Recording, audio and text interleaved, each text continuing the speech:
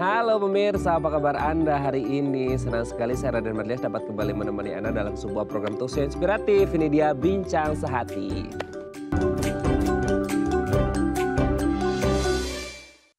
Ya, setiap orang pasti ingin memiliki gigi yang sehat, gigi yang indah, gigi yang bersih, dan sebagian orang mungkin mengharapkan ada standar warna putih gitu ya. Padahal sebenarnya warna putih itu tidak harus selalu identik dengan gigi yang sehat ya Kak, apalagi kita orang Asia. Tapi ngomong-ngomong tentang gigi pemirsa, memang ini menjadi salah satu hal yang paling dilirik orang gitu ya. Kalau kita lagi ketemu sama orang, istilahnya itu first impression gitu ya. Selain ada mahkota di kepala kita, rambut, ada juga wajah, kulit wajah gitu ya, dan juga ada juga gigi seperti itu. Nah, banyak orang yang akhirnya kepikiran untuk apa ya usaha yang harus saya lakukan supaya gigi saya ini terlihat indah. Nah, inilah topik yang akan kita bahas hari ini, mengenal perawatan estetika gigi. Ada apa aja sih jenisnya? Makanya kita mau bahas hari ini ya. Nah, ngomong-ngomong tentang gigi, kita akan membahas terlebih dahulu beberapa fakta. Ini ada beberapa hal yang kalau kita lakukan ini bisa menyebabkan gigi kita berlubang ya. Kita lihat yang pertama pemirsa. Jarang menyikat gigi. Ayo sekarang penghujung tahun 2022 kita udah mau masuk 2023. Resolusinya mungkin salah satunya adalah lebih rajin, lebih disiplin menyikat gigi. Sekarang ayo ngacung ya, jempolnya ke atas masing-masing. Sehari Anda menyikat gigi berapa kali? Coba yang 1 kali tunjuk tangan. Kok saya tunjuk tangan juga ya, berarti saya juga ya. Yang 2 kali, 3 kali, atau bahkan beberapa kali karena saking aku pingin gigiku tetap bersih. Jadi kayak habis makan apapun makanannya ya, sehari bisa 3-4 kali itu selalu sikat gigi karena ada worry gitu ya. Tapi apakah sebanyak itu harus menyikat gigi, dan apakah ketika kita jarang menyikat gigi bisa menyebabkan gigi berlubang? Nanti akan kita bahas ya. Kenapa akhirnya jarang menyikat gigi bisa menyebabkan gigi berlubang. Oke, kita lanjut yang kedua nih pemirsa ya. Makanan dan minuman manis. Aduh, ini apa ya, agak susah dijelaskan. Karena sekarang ini banyak banget orang-orang yang suka makan dan minuman yang manis. Ya let's say nggak usah disebut lah ya. Gitu, sekarang udah banyak banget makanan-makanan, minuman-minuman yang kadar gulanya itu aduh gitu ya, tinggi banget. Karena orang ngerasa kayak dengan makan makanan itu tuh kayak hormon dopamin gitu ya. Dan segala macam hormon-hormon kebahagiaan itu katanya bisa muncul. Oke, di satu sisi secara psikis mungkin kita akan merasa kita menikmati makanannya. Kita merasa bahagia gitu ya. Feeling release gitu ya, kayak kalau kita lagi stressful dengan beban kerjaan kita makan ini, makan itu yang manis-manis katanya bisa membuat kita jauh lebih bahagia. Tapi tahukah Anda, di balik makanan dan minuman manis yang sekarang lagi trending dan viral di mana-mana gitu ya, ini kabarnya bisa menyebabkan gigi kita berlubang. Apalagi bagi Anda yang relate ke poin 1 tadi ya, jarang menyikat gigi. Anda harus berhati-hati ya. Udahlah makan manis, minum manis, malam-malam pulang langsung tidur nggak sikat gigi. Aduh gitu ya. Kalau bahasa Jermannya itu menikarunya pisan gitu ya. Pokoknya kasihan banget gitu ya. Oke ya. Kita lanjut yang ketiga pemirsa ya. Mulut kering. Nah ini dia ya, ada banyak hal yang bisa menyebabkan mulut kita kering ya. Nah ketika kondisi mulut kita kering ini juga dikabarkan bisa menyebabkan gigi kita berlubang. Nah jadi ibarat kata nih, kalau tubuh kita ini kan memang harus terhidrasi dengan baik. Nah ini ibarat kata atau analoginya untuk tubuh kita. Begitupun juga dengan mulut kita. Ketika mulut kita mengalami kekeringan, kekeringannya mulutnya kering seperti itu ya. So otomatis ini bisa mempertinggi risiko terjadinya gigi berlubang. Jadi kalau bisa harus menjaga kelembapan mulut, tetap terhidrasi dengan baik gitu ya. Oke, kita lanjut yang terakhir pemirsa ya. Lokasi gigi, ini menjadi sangat penting. Kenapa gini? Kalau kita kayak poin tadi ya, makan minuman yang manis dan akhirnya kan mungkin ada beberapa sisa-sisa fosil tertinggal di gigi kita gitu ya. Di sela-sela gigi kita itu yang sudah lama gitu ya kan akan membatu dan mengeras seperti itu. Entah karang gigi atau yang lain sebagainya, nyeliplah di belakang, di ujung paling ujung. Dan kadang-kadang kita kalau lagi nyikat gigi itu kayak aduh susah banget ya. kayak kita udah kumur-kumur nih, tapi masih susah juga gitu. Mau dental floss juga nggak bisa ya kan di belakang banget. Gimana coba Anda harus melakukan dental flossing seperti itu. Nah makanya lokasi gigi terutama yang di belakang ya kayak geraham dan lain sebagainya itu menjadi sangat susah dan rentan mengalami gigi berlubang karena itu tadi makanan itu jadi ngendep ya, jadi nyelip di belakang dan kita agak susah. Bayangin Anda harus menyikat gigi di dalam, di belakang itu lokasinya agak susah. Makanya Anda harus benar-benar mengawasi apa yang Anda konsumsi dan merawat gigi Anda. Oke, itu tadi beberapa hal yang bisa menyebabkan gigi kita berlubang. Dan kami akan membahasnya saat lagi, tetap bersama kami di Bincang Sehati.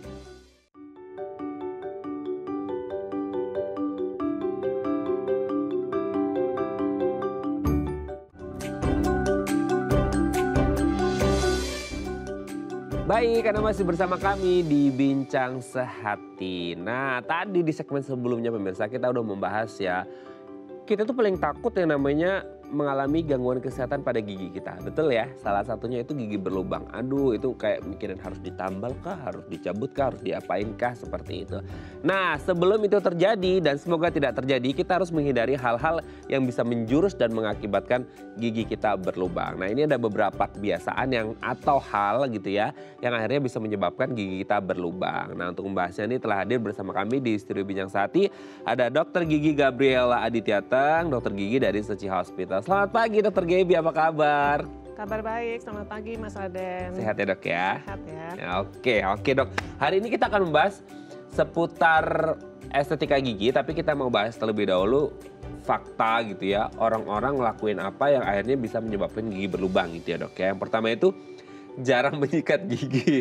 Nah, menyikat gigi ini kadang-kadang jadi standar yang agak absurd ya Dok, absurd gitu ya. Ketika kita ngomongin standar orang masing-masing. Ada orang yang mungkin sehari sekali, ada yang dua kali sehari. Ada juga yang setiap makan atau minum gitu ya, saking worry-nya takutnya giginya berlubang dan lain sebagainya. Setiap makan, entah sehari 3 kali, 4 kali makan, bahkan even after snaking gitu ya, mereka juga gosok gigi gitu. Nah sebenarnya kalau ngomong jarang menyikat gigi, itu idealnya berapa kali dalam sehari dan kenapa jarang menyikat gigi bisa menyebabkan gigi berlubang gitu. Iya, sebetulnya kita kalau menyikat gigi itu kan umumnya 2 kali sehari ya. Cuman kadang-kadang ada orang yang tiap kali makan terus langsung sikat gigi karena takut giginya kotor gitu. Tapi kadang-kadang juga ada yang menyikat giginya tuh walaupun sering tapi nggak bersih gitu, nggak semua permukaan kena gitu. Kadang-kadang ada yang menyikatnya tuh asal lewat aja, yang penting berbusa gitu, cepet-cepet sikat terus udah selesai gitu. Padahal kalau kita mau sikat gigi tuh harusnya yang baik itu semua permukaan kena gitu. Jadi permukaan yang keluar, yang menghadap keluar, yang di belakang, yang permukaan kunyah juga, yang menghadap lidah, menghadap langit-langit juga harusnya kena. Jadi betul-betul bersih gitu. Oke, jadi semua permukaan harus kena gitu ya. Iya. Nah, 2 kali ini idealnya pas kapan Dok? Maksudnya kayak kita kan harus ngerti ya 2 kali ini idealnya gitu ya. Di waktu kapan dan di waktu kapan gitu. Kadang-kadang kita kan ya pagi kan biasanya bangun tidur orang langsung ke kamar mandi gitu ya. Mandi siap-siap kerja langsung gosok gigi. Nanti sarapannya di kantor gitu kan. Terus nanti pulang sampai rumah mandi gitu ya. Mandi ya gosok gigi lagi, habis itu makan malam. Nah gimana tuh Dok? Nah itu kadang-kadang orang salah persepsinya di situ ya. Harusnya kita kalau habis makan malam gitu kita sikat gigi, tidur kan udah bersih ya. Dalam keadaan gigi dan dalam mulut kita bersih gitu. Kemudian pagi kita bangun, kadang-kadang orang kan mandi dulu, terus sarapan pergi langsung gitu. Iya gitu biasanya. Iya kan. Nah padahal saat itu bisa aja makanannya tuh udah menyelip di dalam mulut, di celah-celah gigi, kemudian nggak dibersihin gitu. Sebetulnya nggak salah juga sih kalau misalnya malam kita udah sikat gigi, terus kita tidur. Pagi kita bangun langsung sarapan, terus mandi, baru sikat gigi, terus pergi ke kantor. Itu akan lebih bersih sih daripada kita mandi dulu, sikat gigi, baru makan. Oke. Kebalik jadi. Kebalik ya selama Iya. ini ya. Tapi kadang-kadang orang kayak, aku mau sarapan gimana belum sikat gigi nggak enak gitu ya. Iya, kadang-kadang berasanya kayak bau apa sih, mulutnya rasanya nggak enak atau segala. Aromanya gitu. bercampur ya Dok ya. Iya. Tapi kalau sebetulnya kan kalau kita udah sikat gigi, terus kita makan, kita pergi ke kantor ketemu orang malah bau makanannya terasa. Apalagi habis makan pete sama jengkol ya Dok. Aduh, apalagi.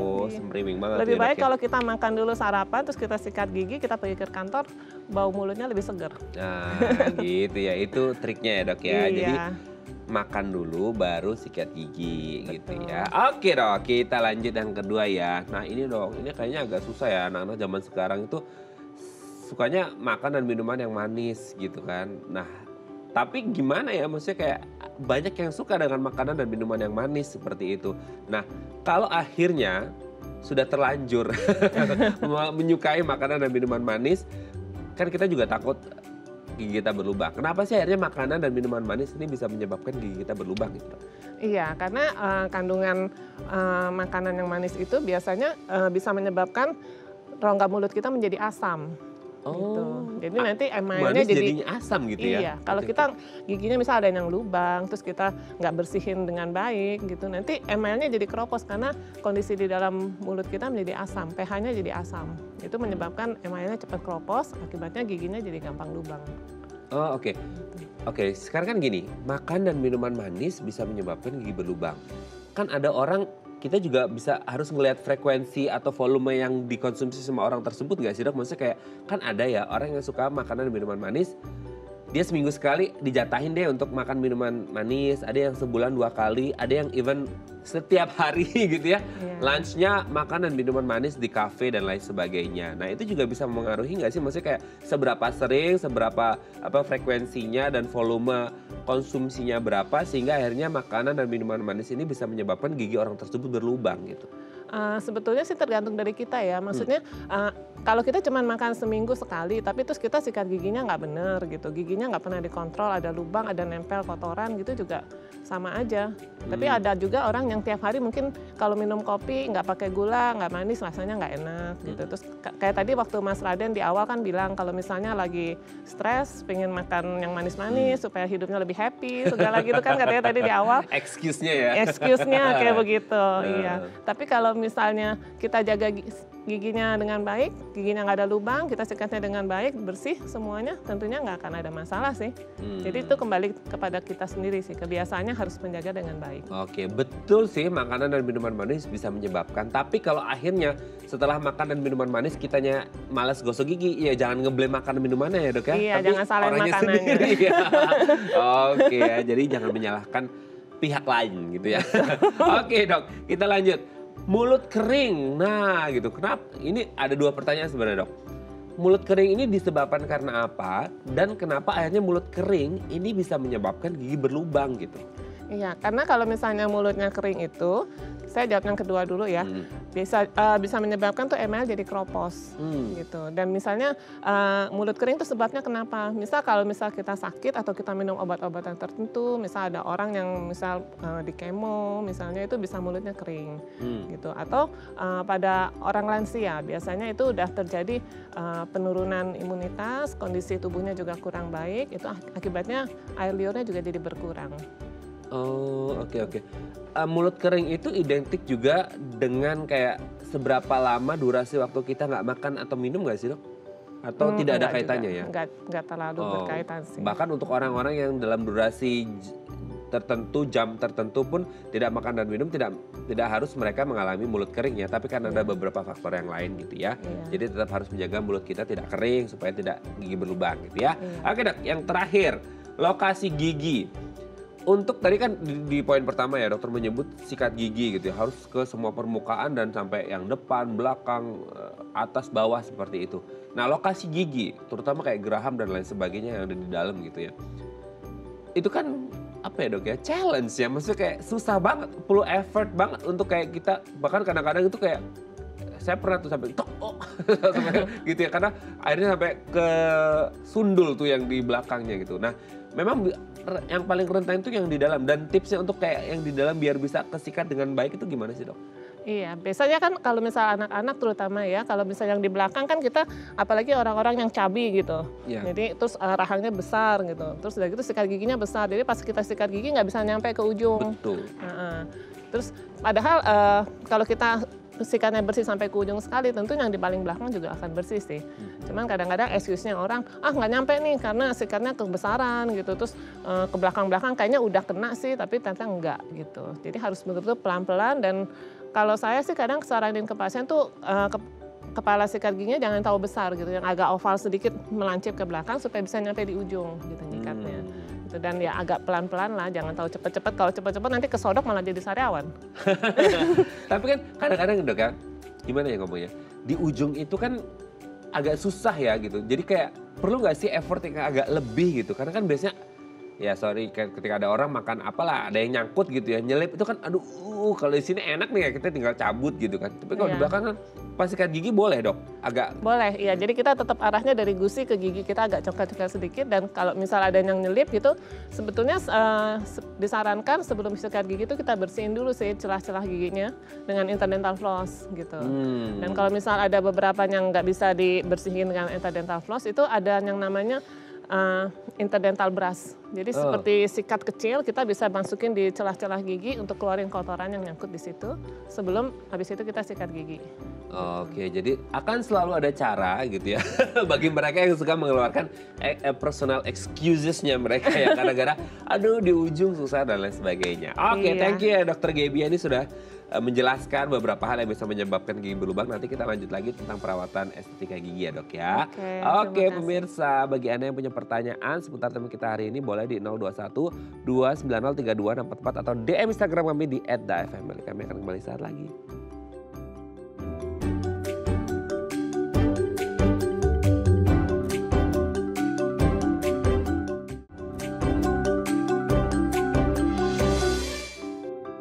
Baik, Anda masih bersama kami di Bincang Sehati. Kita masih membahas tema kita hari ini seputar perawatan estetik gigi. Nah, kalau Anda punya pertanyaan seputar tema kita hari ini, kayaknya nanti tahun baru aku mau perawatan gigi deh, estetik deh. Mau ini, mau itu segala macam. Tapi masih kepikiran mau pilih yang A, B, C, atau yang sampai yang Z ya. Banyak sekali opsinya ya. Nah, kalau Anda lagi bingung, boleh loh konsultasi di sini di 021 290 32 atau di Instagram kami di @dafmily. Kita masih bersama dengan Dr. Gabriela Adityatang, dokter gigi dari Seci Hospital. Dok, kita lanjut lagi ya. Perawatan estetik gigi. Gigi aja kadang kita berpikir, aduh rumit banget gitu ya, ruwet gitu ya untuk gigi itu kayak simple, daerahnya kecil tapi kayak harus ini itu segala macam. Nah sekarang estetik ditambah estetik. Nah perawatan estetik gigi itu apa sebenarnya Dok? Iya, perawatan estetik itu sebetulnya tujuannya untuk mendapatkan senyum yang ya bisa dibilang hampir perfect lah, hampir sempurna gitu. Untuk mempermanis penampilan. Oke, jadi senyum yang baik. Senyumku udah baik belum? jangan di zoom ya. Oke, estetik gigi. Nah kalau kita mengacu pada arti gitu ya atau definisi orang-orang gitu ya. Kalau kita ngomongin estetik itu kan sesuatu yang indah gitu ya. Sesuatu yang looks good gitu ya. Kalau ibarat kata orang sekarang itu good looking lah gitu ya. Good looking kan harus wajah ya Dok ya. Masa gigi juga bisa seperti itu. Nah kalau estetik gigi ini lebih kepada sesuai artinya hanya untuk keindahan gigi aja. Supaya senyumnya terlihat indah, manis gitu ya. Sesuai senyumnya seperti Putri Indonesia gitu ya. Atau sebenarnya estetik gigi ini juga berkaitan gak hanya tentang keindahan gitu ya. Tapi juga tentang kesehatan gitu Dok. Iya, sebetulnya kalau kita mau melakukan perawatan estetik gigi itu, kita harus memperhatikan dulu sih kesehatan giginya, kesehatan jaringan pendukung giginya. Kita nggak mungkin kan, misalnya orang datang terus giginya berantakan, banyak lubangnya, banyak karangnya segala macam, terus kita langsung benerin aja supaya kelihatannya rapi di luar gitu. Terus abis itu malah jadi bengkak semua, sakit semua, otomatis orangnya nggak akan bisa nyaman juga sih, gitu. Jadi harus diperbaiki dulu kesehatannya. Oke, nah berarti ada kan tidak hanya ngomongin keindahan aja berarti kan ya, ada kesehatan juga di situ gitu kan. Buat apa indah kalau nggak sehat gitu ya, yang penting kan sehat dulu. Tapi kalau sehat plus indah itu wah jadi top gitu ya Dok ya. Nah kalau kita ngomongin orang yang harus atau boleh melakukan perawatan estetik gigi, itu orang-orang dengan kondisi gigi seperti apa? Maksudnya tadi dokter menyebut ada orang datang giginya berlubang lah, inilah itu segala macam, tiba-tiba pingin giginya rapi, rata segala macam, kan nggak bisa ya. Kita harus menyelesaikan dulu masalah di awalnya, gigi berlubangnya dan lain sebagainya. Nah, ada nggak sih kriteria orang-orang yang harus atau boleh melakukan perawatan estetik gigi? Ya, sebetulnya semua orang boleh sih melakukan perawatan estetik gigi. Cuman syaratnya itu orangnya itu harus mau bekerja sama lah ya sama dokternya yang akan melakukan perawatan estetik itu. Karena seperti yang tadi saya bilang di awal, kalau misalnya kita mau melakukan perawatan estetik itu kan dokternya akan melihat kondisi di dalam mulutnya seperti apa. Apakah ada giginya yang rusak atau gusinya nggak bener gitu. Itu kan harus diperbaiki dulu. Gitu. Tapi kalau pasiennya datang kemudian dia hanya mau 1 kali datang langsung dibenerin semua estetik langsung baik, tentu nggak akan bisa gitu. Jadi harus ada kerjasama antara pasien dan dokter yang merawatnya gitu. Harus benar-benar saling dua-duanya sama-sama kerjain. Oh, nggak bisa langsung hutling langsung gitu ya? Kilat gitu ya, simsalabim gitu, nggak bisa. Itu harusnya ke negerinya Harry Potter sana ya, langsung berubah tuh ya gitu ya. Nah nggak boleh ya, gitu. Tetap harus by proses disiplin seperti itu. Nah ngomong-ngomong jenis perawatan estetik gigi ini, kan mungkin banyak orang yang kepikiran, aduh aku tuh pingin ini, pingin itu gitu ya, pingin putih, pingin rapi, pingin banyak deh gitu ya. Nah jenis-jenis perawatan gigi itu ada bedanya atau jenisnya nggak sih dok? Tipe-tipenya, macam-macamnya gitu? Banyak sih, itu salah satunya misalnya yang paling simpel aja ya, misalnya kita penambalan gitu. Kalau misalnya kayak dulu kan tambalan banyak orang pakai amalgam yang warnanya seperti timah. Iya betul. Iya kan, cuman kalau sekarang nih ada trennya orang yang kalau kelihatan buka mulut terus ada tambalannya hitam-hitam nggak mau tuh minta diganti gitu. Kita ganti dengan tambalan yang warnanya sama dengan menyerupai lah hampir sama dengan warna gigi asli gitu. Jadi pada saat dia ketawa nggak kelihatan gitu, nggak kelihatan ada hitam-hitamnya. Gitu. Kemudian bisa juga kita lakukan misalnya dengan misalnya orang yang giginya berantakan kita pasang orto untuk merapikan posisi giginya. Kemudian bisa juga kita lakukan veneer. Itu ini yang rada instan sih. Jadi kalau misalnya orang giginya bercelah, berjarak gitu, atau rada maju mundur, kita mau rapin supaya lengkungnya lebih rapi, nah kita pakai veneer. Gitu. Atau misal pada orang yang tidak ada giginya yang ompong gitu ya, misal kita bisa pasang juga implan gitu untuk memperbaiki posisi gigi supaya nggak ada yang kosong di dalam tulang rahang. Jadi gitu. Oke. Dari beberapa jenis perawatan tadi itu manfaat masing-masingnya yang paling akan bisa dirasakan seperti apa sih dok? Kan orang kan atau bagaimana menentukan yang pas gitu kan, kadang-kadang orang pingin aku mau yang satu itu dok yang veneer, aku mau yang ini, aku mau semua deh dok. itu boleh atau enggak, gimana tuh dok? Ya nggak bisa ya, karena tentunya untuk setiap pasien kita kan kondisi di dalam mulutnya beda, gitu. Kesehatan giginya, kesehatan jaringan pendukung giginya juga beda, gitu. Jadi untuk setiap pasien, setiap kasus tentu perawatannya, tahap-tahapnya apa yang akan dilakukan dan pemilihannya kita harus lakukan apa juga akan beda sih. Gitu. Oke. Tapi kalau kita berbicara tentang perawatan gigi ya, kan kita ngerti gigi itu orang. Karena kita ngomongin estetik ya, mungkin banyak orang yang kepikiran itu dilakukan sama orang-orang dewasa, biasanya dewasa produktif yang masih ya secara tidak langsung mementingkan penampilan, betul dong dok gitu ya. Tapi kan banyak juga anak-anak ataupun bahkan lansia juga yang pasti mengalami hal serupa dong gitu. Maksudnya mereka tetap ingin, terutama kalau anak-anak, mungkin orang tuanya ya, maminya, aduh anakku ini kok giginya begini. Nanti kalau ketemu sama keluarga dibilangin nggak dirawat nih gitu.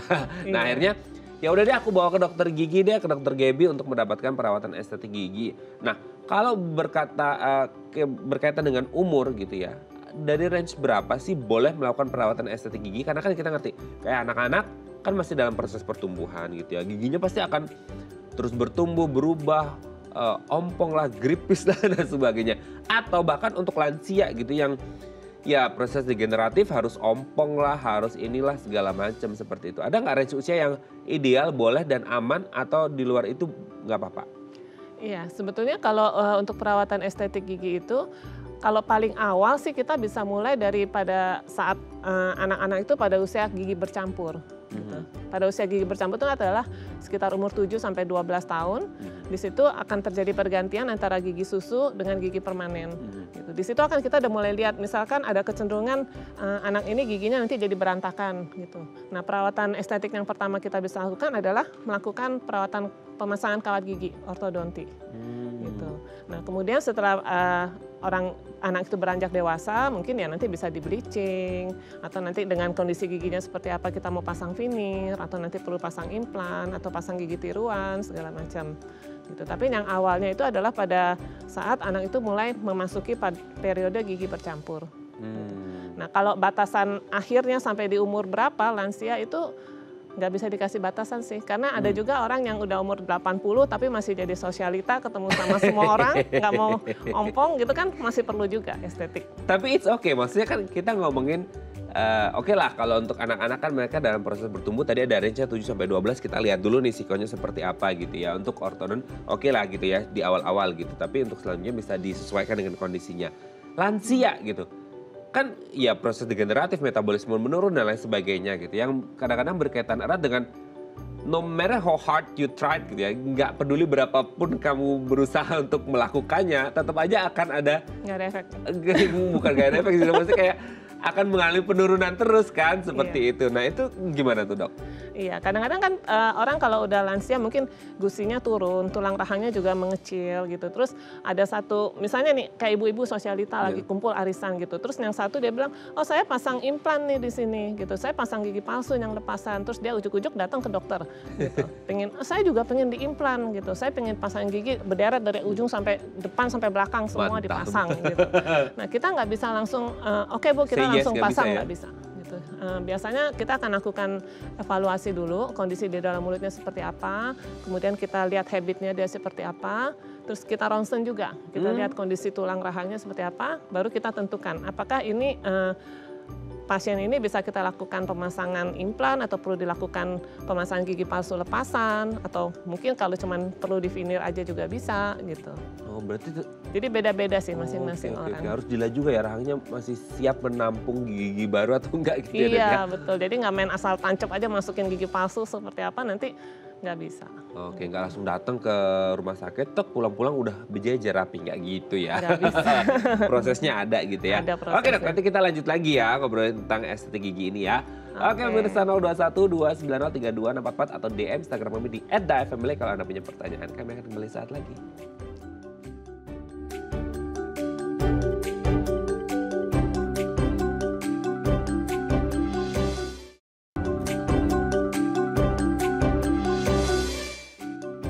Baik, karena masih bersama kami di Bincang Sehati, kita masih membahas tema kita hari ini seputar perawatan estetik gigi. Nah, bagi Anda yang punya pertanyaan boleh ya di 021 290 32 atau DM Instagram kami di @dafamily. Kita masih bersama dengan Dr. Gigi Gabriela Adityateng, dokter gigi dari Setia Hospital Dok. Sebelum kita lanjut, ini ada yang telepon, kita sapa terlebih dahulu ya. Kita lihat dulu ke sana.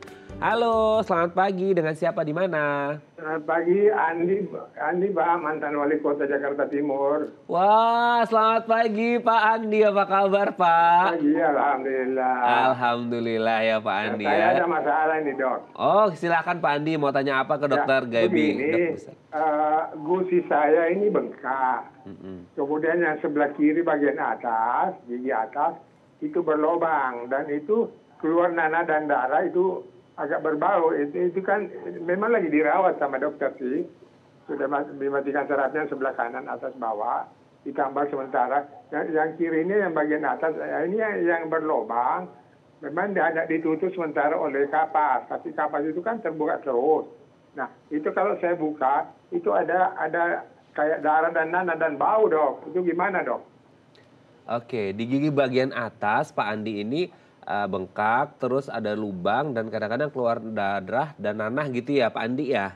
Ya, dan bau dok. Dan berbau. Itu darahnya dan nanahnya kelihatan itu kalau saya tutup dengan kapas, saya buka, itu ada agak merah dan bau. Gitu.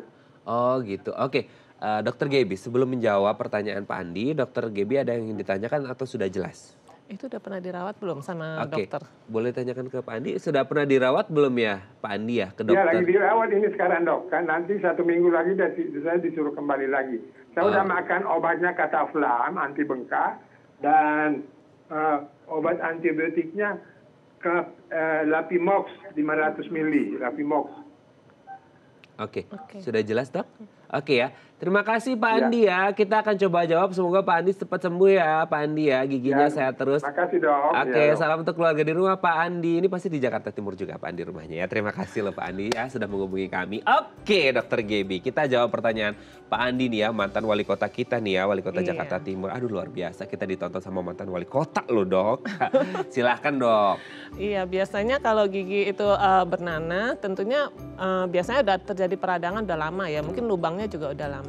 Jadi perlu di ronsen dulu, kita lihat apakah akar giginya juga masih baik atau tidak, kemudian jaringan tulang rahangnya juga masih baik atau tidak, seberapa besar nanahnya itu udah terlokalisir di sekitar gigi itu aja atau mengenai tulang rahangnya atau gigi sebelah-sebelahnya gitu. Kalau memang misalnya nanahnya masih terlokalisir dan kondisi akarnya masih baik, kita bisa lakukan perawatan saraf gigi sih gitu. Dan kondisi mahkota giginya juga seperti apa gitu. Biasanya saya perlukan ronsen untuk kita lihat apakah dan dilihat juga di dalam mulutnya pasien itu apakah giginya itu masih baik atau tidak, bisa dilakukan perawatan atau tidak atau kita cabut nantinya. Oke. Tapi kalau lagi kondisi seperti ini nggak boleh langsung cabut ya dok ya? Nggak boleh, tentunya kita mesti menetralkan dulu ya supaya tidak terjadi infeksi yang semakin besar. Tadi kan Pak Andi juga menyebutkan ada beberapa obat yang dikonsumsi. Itu tetap dilanjut terus ya dok ya atau gimana? Saya mesti tahu dulu udah berapa lama obatnya yang diminum, kemudian dokternya kasihnya seberapa banyak dosisnya, baru kita bisa tentukan apakah perlu dilanjutkan atau tidak. Perlu dilihat dulu kondisi di dalam mulutnya juga sih. Oke, tapi sejauh ini obat yang dikonsumsi sama Pak Andi ini udah benar ya? Sudah benar. Sudah benar ya, oke. Berarti memang terus dilanjutkan aja nih ya Pak Andi ya untuk pengobatannya. Nanti dilihat kalau memang sudah membaik, tidak keluar nanah, tidak keluar darah dan tidak bengkak lagi. Dan kira-kira kondisinya memungkinkan boleh dicabut gitu ya dok ya?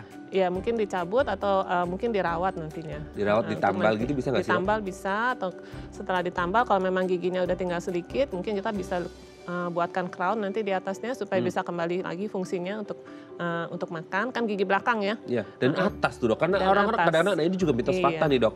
Di atas tuh katanya agak susah untuk menyeramkan untuk dicabut lah di perawatan karena katanya saraf ke mata segala macam itu benar nggak? Maksudnya ini juga kita sampaikan informasi ke Pak Andi nih gitu supaya tenang gitu. Iya, enggak sih.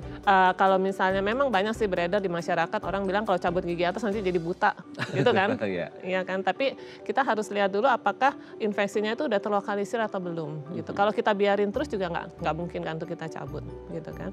Dan kalau misalnya lagi infeksi lagi besar, kita cabut juga nggak bisa, gitu. Tapi kalau misalnya nggak kita cabut atau nggak kita rawat juga nggak bisa, gitu. Jadi harus dilihat kondisi di dalam mulutnya seperti apa. Kita kasih obat dulu premedikasi untuk menetralisir infeksinya, baru kita lakukan terapi selanjutnya apakah mau dicabut atau mau dirawat sarafnya. Oh, oke. Kalau pas lagi berdarah-berdarah gitu dok, boleh nggak sih kayak dikasih kompres atau apa gitu supaya nggak apa itu kan pasti terjadi peradangan ya, inflamasi gitu, boleh dikompres gitu atau nggak sih dok? Atau cukup minum obat aja? Cukup minum obat aja, biasa dibantu dengan obat kumur juga bisa. Obat umur ya. Karena kan Oke. peradangannya bengkaknya nggak sampai di luar di pipi kan, cuma di Oh. dalam gusi aja. Dalam misi aja ya. Oke, semoga ini bisa menjawab pertanyaan dari Pak Andi, mantan wali kota Jakarta Timur ya. Aduh Pak Andi senang banget deh hari ini ditelepon sama Pak Andi ya. Semoga sehat terus ya Pak ya. Dan semoga giginya cepat sembuh. Amin. Kita doakan ya, seluruh studio ini sudah bilang amin loh Pak Andi ya. Semoga cepat sembuh ya, amin. Oke, dok kita lanjut lagi. Apa sih persiapan yang harus dilakukan ketika kita akan melakukan perawatan estetik gigi gitu? Ada nggak persiapan-persiapan khusus? Atau persiapannya dilakukan sesuai dengan perawatan jenis apa dulu nih gitu? Persiapannya tentu sesuai dengan kondisi giginya dan perawatannya apa yang mau dilakukan estetik. Misalnya kalau misalnya kita mau bleaching, mau pemutihan gigi, biasanya kita lihat dulu di dalam mulutnya itu ada karang giginya atau enggak. Gitu, kondisi giginya baik atau enggak. Karena kalau misalnya banyak karang gigi terus gusinya turun gitu, terus nanti ada lubang juga kita harus perbaiki dulu atau ada tambalan yang pecah juga harus diperbaiki dulu. Tujuannya apa? Supaya pada saat kita memberikan obat pemutih gigi itu nanti pasiennya nggak merasa ngilu gitu dan nggak ngerembes ke gusi-gusinya. Gitu. Salah Oke satunya. ya. Berarti sekarang kalau ini apa ya, spoiler. Kita spill tipis-tipis gitu ya. Tapi mungkin akan berbeda ya. Ketika ada yang tanya gitu, dok kalau kita mau perawatan gigi harus keluar duit berapa sih dok? Gitu kan. Jadi kayak orang-orang tuh kayak pingin sih sehat, pingin sih rapi, pingin sih indah. Tapi mereka kayak aduh dompetku kurang tebel nih. Atau dompetnya malah ketebelan, bagus banget itu boleh bagi-bagi ya gitu ya. Nah standarnya itu ada nggak sih atau mungkin akan berbeda-beda atau gimana range-nya itu? Tentunya berbeda-beda sih, tergantung kita mau perawatannya seperti apa dan kondisi di dalam mulutnya seperti apa gitu. Kalau misalnya giginya semuanya sehat, terus cuma mau di bleaching aja gitu, nggak perlu perawatan pendahuluan, tentu biayanya akan lebih kecil daripada orang yang giginya mungkin tadinya banyak karangnya, terus banyak lubangnya, terus mau di bleaching, mau diputihin, tentu biayanya akan beda sih. Oke, tergantung ya nanti tingkat giginya itu seperti apa yang harus melakukan treatment itu ya. Nah ngomong-ngomong tentang bleaching, ini kan salah satu orang yang paling populer gitu ya, paling favorite gitu ya, paling banyak digemari orang untuk mendapatkan gigi yang putih ya. Apalagi ketika mereka nonton TV, lihat di sosial media, para public figure giginya gitu ya. Bling-bling gitu ya, udah kayak lampu disco ya, bling-bling ya. Maksudnya tuh putihnya putih banget gitu loh, nggak kayak orang pada umumnya ya, kita kan orang Asia gitu ya Dok ya. Tapi itu like looks good sih, kelihatan bagus. Tapi emang maksudnya kayak putih itu tanda bahwa gigi itu benar-benar sehat atau gimana sih? Maksudnya kayak harus gigi seputih itu atau gimana sih Dok? Sebetulnya warna giginya yang asli itu kan nggak putih kayak misalnya kayak teko gitu kan putih ya. Iya. Ya putih, tapi putihnya kan putih banget gitu. Kalau warna gigi asli kan sebenarnya putihnya rada kekuning-kuningan kalau yang natural gitu, dan ada translusennya sedikit gitu. Kadang-kadang orang kalau mau bleaching, mau putihin gigi itu dia pikir, oh orang itu giginya putih banget, saya juga mau dong putih banget gitu. Tapi belum tentu putih yang di dia cocok di kita gitu, karena warna kulitnya mungkin kalau kita lihat di artis-artis gitu kan kulitnya udah putih banget gitu ya. Terus kita mau samain warnanya putih seperti dia, nggak bisa. Kalau kita misalnya kulitnya rada coklat-coklat dikit gitu, terus kita kasih warna yang putih banget, tentu akan kaget, nggak akan ada estetiknya juga. Orang ya, jadi kan? malah jadi cereng gitu pas aneh buka ya? senyumnya diri aneh. Malah jadi aneh ya. Jadi semuanya harus disesuaikan sih sama kondisi masing-masing. Oke, nah ini berarti juga benefit yang didapatkan ketika kita mau melakukan perawatan estetik gigi ya. Maksudnya kayak gini, banyak orang pengen putih giginya, tapi ketika ke dokter kan pasti ada konsultasi dulu dong Dok. Maksudnya kayak dengan skin tone seperti ini tuh bagusnya nggak putih banget kayak teko ini loh Bu. Gitu ya. Harusnya tuh yang standar segini gimana. Itu masih ada diskusi gitu nggak sih Dok? Iya, biasanya dijelasin dulu sih, kita mau turunin putihnya sampai seberapa gitu. Tapi kalau ada yang masak marah gitu, ya harus oke lah, putih. kita putihin aja deh. Tapi nanti kalau itu jangan kaget. Ya, jangan komplain ya. Namanya kita sebagai dokter melayani gitu ya Dok ya. Nah ada juga yang kalau ngomong ya kayak tadi dokter menyebutkan gitu ya, tidak hanya hidup yang berantakan, gigi pun ada berantakan gitu ya. Nah gigi yang berantakan itu pakai behel gitu ya, kawat gigi. Nah itu yang populer juga nih selain memutihkan gigi itu gimana sih Dok? Maksudnya kayak semua orang bisa atau gimana, kan ada yang benar-benar yang mereka melakukan behel atau pasang behel itu untuk kesehatan, ngerapin. Ada juga yang kayak ya yang penting gaya-gayaan gitu, temen aku pasang gitu Dok. Ya kalau behel itu tentunya kalau kita lihat ya giginya tuh berantakan. Kalau gigi berantakan juga bukan cuma sekedar rapi aja sih yang jadi masalah. Gitu. Kalau misalnya giginya bertumpuk-tumpuk itu makanan akan lebih mudah nyelip. Gitu. Jadi selain untuk estetik, untuk kesehatan juga perlu sih kita rapiin giginya. Oh oke. Nah oke. Di luar itu sebenarnya kan semua orang pasti ingin bagus lah Dok, entah itu pakai behel, gigi putih dan lain sebagainya, veneer dan lain sebagainya. Tapi kan kita juga harus melihat ya, kadang-kadang kan kalau kita ngobrol sama dokter gigi itu nggak bisa asal cabut, nggak bisa asal treatment karena ternyata dia punya riwayat penyakit tertentu gitu. Ada nggak sih beberapa riwayat penyakit tertentu yang kayaknya untuk melakukan treatment estetik ini kayaknya nggak bisa deh gitu. Gimana tuh Dok? Oh, kalau untuk penyakit sistemik sih enggak ya, kecuali kalau misal kita mau pasang implan gitu. Tapi kalau misal sekedar bleaching itu kebiasaan sih biasanya yang menjadi penghambat. Misalnya kalau orangnya tuh sehari ngerokoknya 1 bungkus, percuma lah kita bleaching gitu kan. Ya kan. Kemudian kalau misalnya kita mau veneer gitu, tapi orangnya nggak rajin sikat gigi gitu, nggak baik juga kita pasang veneer gitu. Atau mungkin orangnya bruxism gitu, kalau malam tuh suka kerak gitu, terus kita pasangin veneer, nggak ada agak riskan ya, karena veneernya itu kan akan gampang pecah nantinya. Aduh, ya jadi lagi-lagi ya, jangan mengandalkan pada treatment, tapi juga disiplin kita itu harus diandalkan juga gitu ya Dok ya. Iya. Oke Dok, nanti kita lanjut lagi ya di segmen terakhir ya Dok ya. Seru banget nih ngomongin seputar gigi ya. Oke pemirsa, 021-290-3244 atau DM Instagram kami di @daifamily kalau Anda masih punya pertanyaan. Kami akan kembali saat lain.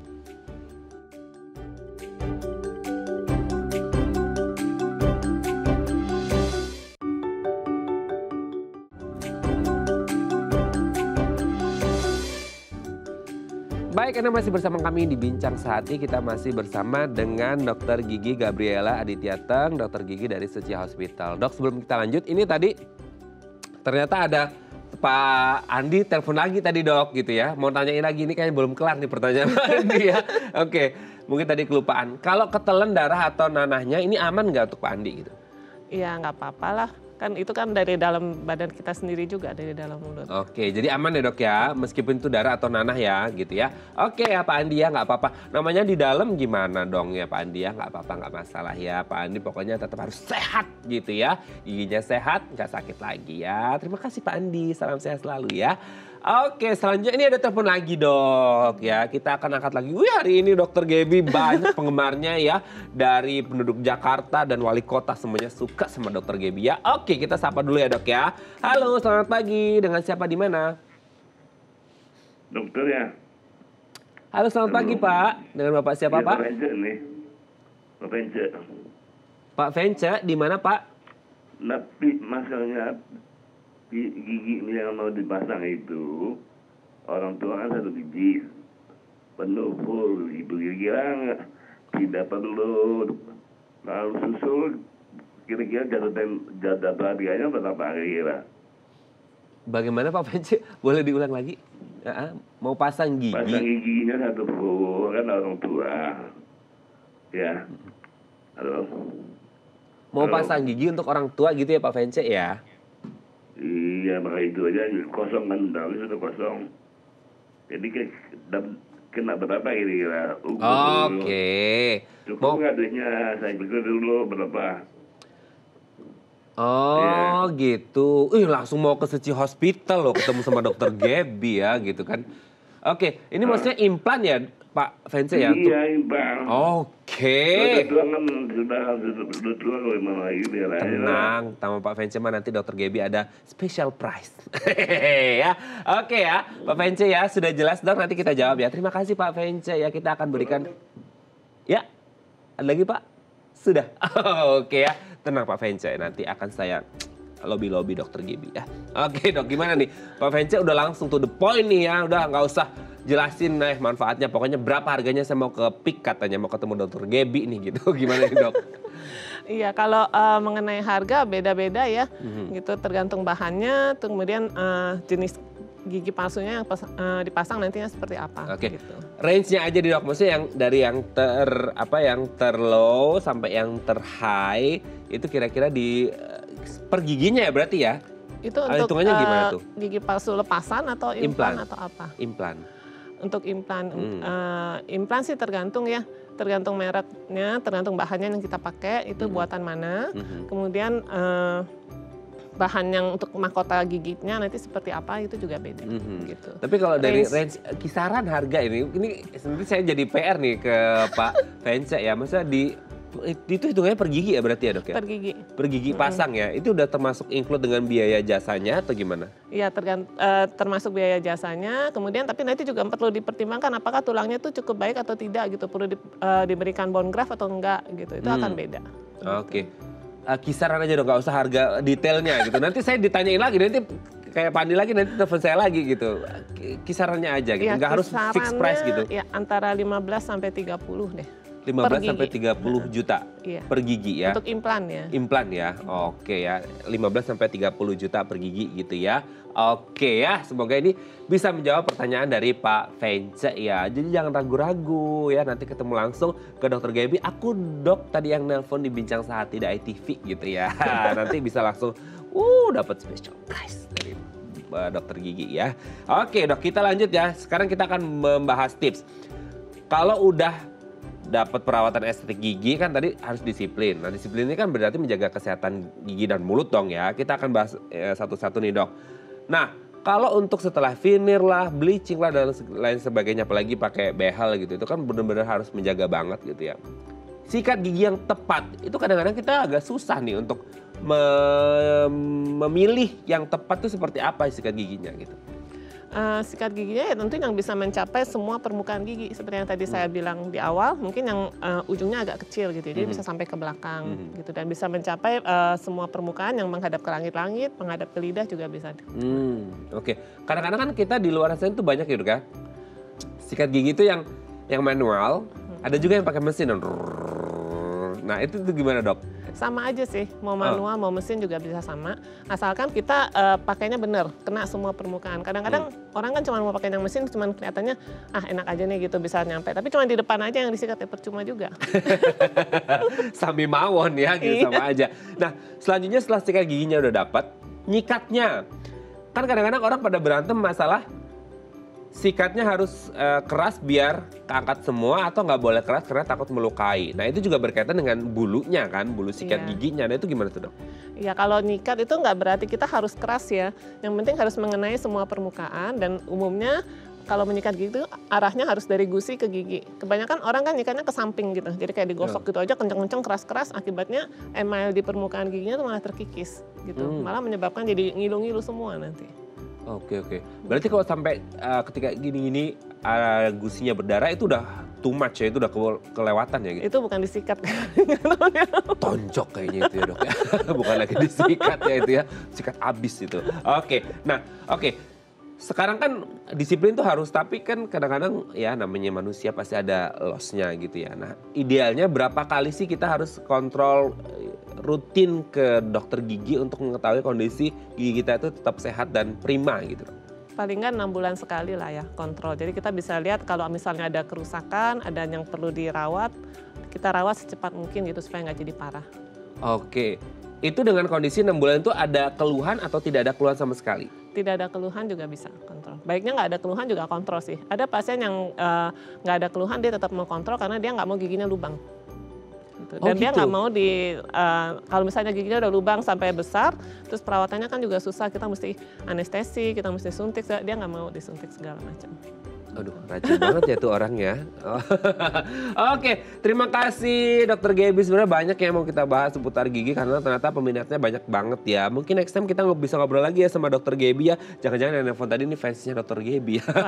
Oke, thank you ya dok ya. Semoga gigi kita sehat selalu. Giginya Dokter Gaby juga pasti lah ya dokter gigi dan teman-teman semuanya. Terima kasih ya dok ya. Salam untuk keluarga di rumah dan teman-teman di Secia Hospital ya dok ya. Oke pemirsa, itu tadi perbincangan kita dengan Dokter Gaby. Semoga bermanfaat dan gigi kita sehat terus ya. Saya Radam Adlias pamit, sampai jumpa dan selamat kembali beraktivitas atau liburan ya di penghujung tahun 2022 ini. Sampai jumpa.